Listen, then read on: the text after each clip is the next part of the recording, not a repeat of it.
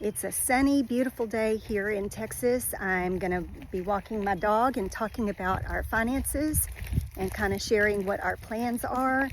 As of late, we have been using a HELOC loan that we have, kind of like our emergency fund, and I am so done with that. I'm so tired of not having an emergency fund set up and not being prepared for any future unplanned events, dry seasons at work.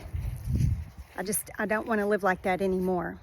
Kind of disappointed in us a little bit, which has kind of sparked this whole determination of mine. We were within a few $1,000s of having that whole HELOC loan paid off and being completely debt-free except for our house. And I was so excited. We were so close. I mean, it was like maybe 1 or 2 payments away and we would have been done with it and on to saving for our retirement and emergency fund. But I think it was December hit, and we didn't have a lot of jobs. I didn't have any real estate transactions going, and so no money was coming in, but we still had the office bills and payroll to pay, so we had to borrow more money from our HELOC to kind of pay for, not really a dry season. We were waiting for some income to come in, but it was insurance stuff, and that always takes a little while, especially if there's some settlement disputes that we usually have to wait on. Some have been over, 30 to 45 days, which can put a strain on a bank account, as you would understand, I'm sure.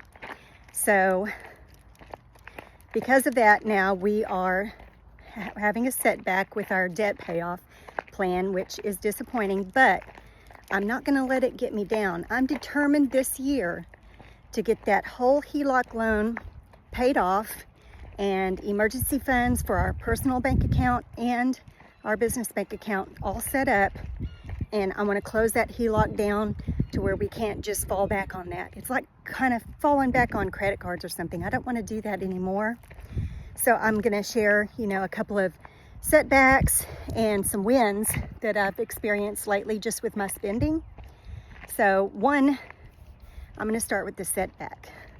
One setback that I had lately. I've done really good with not spending. I'm trying to do like a no spend year.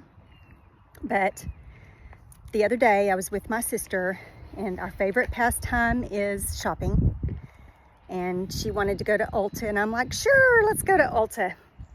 That was a big mistake because I walked out of there with 2 makeup products that I did not need. I ended up not liking either one of them, and I needed to go return them. Thankfully, I had that option. Kind of just disappointed with my willpower and not saying no to begin with, but that's a side note. I'm working on me. So I went to go return both of those items, and lo and behold, I walked out with another item after returning those, so I didn't get the full refund back because I spent more of it. And I like what I bought. I didn't need it.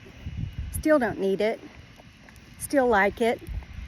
But every time I make a purchase like that wasn't planned, it's going to set me back from paying off debt and future goals and stuff. So I have to look at it that way. Even, $30, $40, $40 is what it was. $40 makes a difference. Every dollar makes a difference. So that is my, I'd say, fail for this last couple of weeks. And then a win. So, hold on. So my win is that my sister-in-law invited me to be her +1 for a wedding coming up from her childhood friend's daughter who's getting married. She didn't want to go alone, so she invited me. But it's a formal event, and I have one formal dress.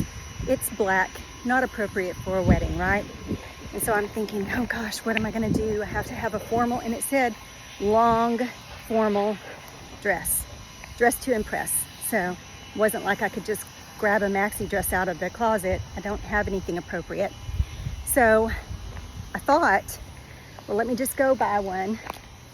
I'm trying to make sure Piper doesn't get hit by a car. I thought I would just go to like Dillard's or something and look on the sale rack and just buy one. But I thought, no, let me check Amazon, because I have a credit balance from returning another item in the past, and I had like a $92 credit. And I thought, ooh, I wonder if I can find something that would work and it would cover it with that money. I wouldn't have to spend any money, so to speak. Well, lo and behold, I found a dress.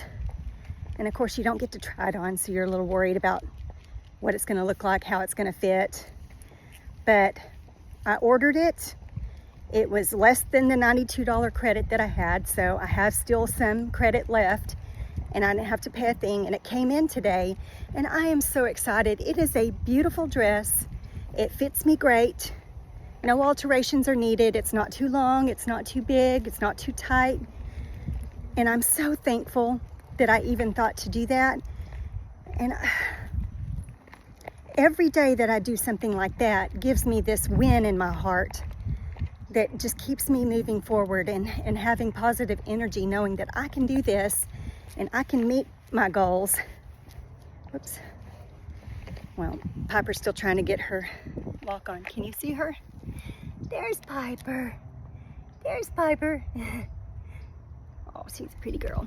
Okay, beautiful day for her. Anyway, every day that you do something that makes that little bit of change just propels you forward and keeps you putting one foot in front of the other, knowing, you know what, maybe I can do this. We've got some upcoming big, I don't know if I'd call it debts, kind of debts. It's all taxes. So, of course, you got federal taxes coming up. And I've been paying quarterly on those, except for this last quarter. I didn't know how much to put in, so I didn't put anything yet. So I need to go ahead and do that. But I'm hoping that our taxes due isn't too much, and it is kind of almost covered by what we've already put in. So fingers crossed that that happens. And we just recently went through I don't know what they called it. It was a sales tax audit from the state of Texas. The Texas Comptroller's Office did a random audit of our business. And we're a service business. So we thought, oh, they're not going to find anything, because service business like roofing and renovation, we don't charge sales tax. We're not supposed to. Well, I found out that you are supposed to for commercial properties that you do roofing or contract work on, and certain line items that we had, they didn't like our wording. Like, so say I would say add-on, and we call it add-on, but it's kind of like a change order. Like, they had an estimate for these line items and they decided to add something after the job was in progress. So we, in our invoice, would put add-on, say paint or hardware or something like that. Well, to the sales tax office, it looks like we sold the customer paint, like we're a material company, or hardware. Well, now we couldn't fight that. She's like, no, it looks like you sold material. So she was going to charge us sales tax on all of those items, those and anything that said upgrade. So say someone was going to get 30-year shingles or regular laminate shingles, and they wanted to upgrade to the class 4 shingles. So on our line item, we would say upgrade. And then we would say, you know, class 4 shingles, whatever color, whatever brand that we used, right? Well, they're making that look like we sold just shingles to the customer. And so I wanted to fight all of that. So we hired a lawyer, and he's like only wanting me to give the commercial things to him, like the receipts, invoices, materials paid on the commercial things. I guess my husband said he's probably looking for low-hanging fruit, because those are the bigger amounts of money or whatever. But honestly, I feel like I want to fight. I'm a fighter. I want to fight every add-on, every upgrade that is legitimately not supposed to have sales tax. I don't feel like it's right that the state of Texas should be getting double sales tax for these items when we already paid for the material at Home Depot or Sherwin-Williams or something and paid the tax on it already. They shouldn't get double sales tax. Well, I'm ranting now, sorry about that. Anyway, so we're fighting that, and I'm trying to talk to the lawyer about how I'm upset about that and hoping that he will go fight for us for those things. I'm not sure that he will. He kind of in his email said, well, we'll maybe have a conversation on the phone about that later. And it kind of put me off. So I'm thinking maybe he doesn't want to work that hard for those items. Maybe it might be a little bit harder to argue. I'm not sure. I've never done this before. I've never been audited before. So it's been very stressful, and I'm really disappointed in the outcome. So hopefully we can get that amount that they've determined that we owe reduced, and we can get that paid off and just move past it. So those are the big two items, the federal, she's eating something, shoot. The federal taxes and that sales tax audit payment that are coming up in the business that will kind of set us back. And I'm gonna call that debt, because to me, if you owe something that you haven't paid yet, that's debt. I don't care if it's business or, you know, regular revolving credit stuff, that's debt to me.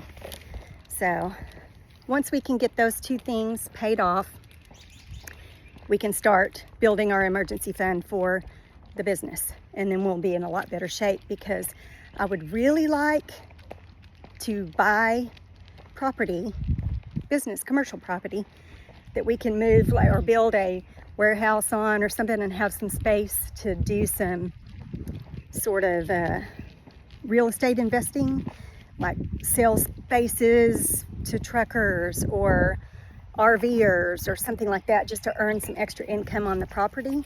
So it would be making us money. And also, if my husband and I decide to, in the future, ever sell our business, then that would bring it more value. Instead of, oh, here's my customer contact list and how much will you pay me for that? I would like to have, you know, something built up like that's valuable. So that is my plan for the business and for real estate, because I'm so lucky that I have real estate also, and that I'm so flexible with the roofing and renovation company and what I do for that. I can do real estate also and make a pretty good living and bring in some extra income. So that is my hope and plan for that side. I love doing real estate. I feel like that's something that I can do up into my 70s if I want to. I see other realtors do it all the time, so why not me? So that is my plan. We've got, so the roofing and renovation income and the real estate income. And so now I'm trying to find other ways to bring in some more income, just having several streams. I'd like to do some investing so that we can get some passive income on that. I'd like to do some real estate investing. I'd like to own some rental properties. So I feel like rental properties and the commercial property where we can get some income from that will allow us both to retire when we're ready and have some passive income coming in that maybe won't affect our Social Security. I don't know for sure. People do it all the time. So that is why I got into real estate in the first place, was to do real estate investing. I wanted to do rental properties or flips. My husband thought flips. I'm thinking rental properties so that someone else can move into the home and pay your mortgage while they rent it out. That's my plan. So fingers crossed this all works out. I'm super excited to see where we are in a year. I will keep you all updated on how things are going. I need to go in there and do some budget transactions just to make sure that our grocery bill is staying low, because that is one of our biggest areas. We still have all 3 boys living at home, and my youngest is turning 18 in a couple of weeks, or less than a couple of weeks, and the other 2 are adults as well, and they eat a lot. So trying to get the grocery bill down. So I will keep checking in with you guys and making posts about our investing, our progress, financial progress, our savings, our debt payoff, all of that. So stay tuned. Please like and share my content. I would appreciate it so much, and I will catch you all later.